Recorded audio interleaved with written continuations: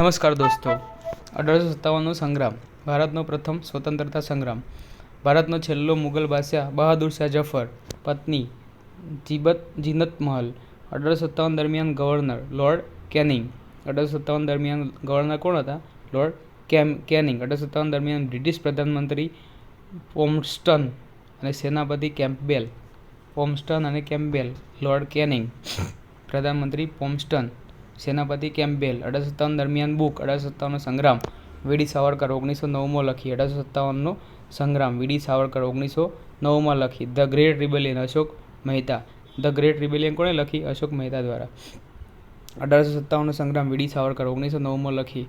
RC મજુમદારે book લખવા આપી હતી ભારત સરકારે સૌ પ્રથમ સુરેન્દ્રનાથ બેનર્જીને. તો ભારત સરકારે કોણે આલી? સુરેન્દ્રનાથ બેનર્જીને.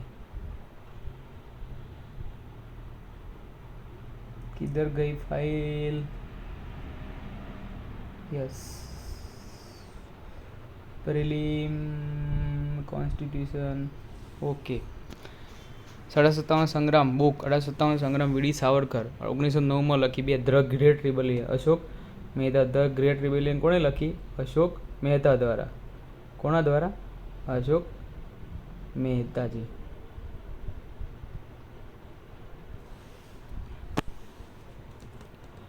આરસી મજુમદારે બુક લખવા આપી હતી ભારત સરકારે સૌ પ્રથમ, પછી સુરેન્દ્રનાથ બેનર્જીને. કારણો: તાત્કાલિક કારણ ન્યૂ એન્ફિલ્ડ રાઇફલ. શરૂઆત 29 માર્ચ 1857 34મી રેજિમેન્ટ બેરકપુર, સિપાહી મંગલ પાંડે દ્વારા. કઈ રેજિમેન્ટ? 34મી. 29 માર્ચ 1857 પોતાના અંગ્રેજ અધિકારી બાઘની હત્યા. 8 એપ્રિલ 1857માં ફાંસીની સજા. 8 એપ્રિલ 1857 ફાંસીની સજા આપવામાં આવી.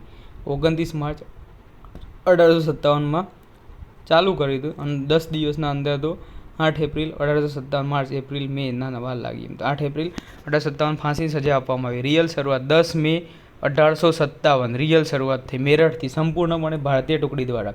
10 મે 1857 મેરઠથી રિયલ શરૂઆત. 11 મે આ ટુકડી દિલ્હી પહોંચી. 12 મે 1857 દિલ્હી પર અધિકાર. નેતૃત્વ 1857નું નેતૃત્વ જફરને, મુખ્ય નેતૃત્વ બરેલીના બખ્ત ખાન બહાદુર ખાન. બરાબર, જફર તો આમ હતો, બરેલીના બખ્ત ખાન બહાદુર ખાન મુખ્ય નેતૃત્વ. કેદ: બહાદુર શાહ અને હુમાયુના મકબરામાં હડસન દ્વારા કેદ. પછી રંગૂન બર્મા મ્યાનમારમાં લઈ ગયા. 1862માં મૃત્યુ હડસન દ્વારા કેદ અને 1862માં મૃત્યુ. તો 10 મે 1857 ઇમ્પોર્ટન્ટ ડેટ.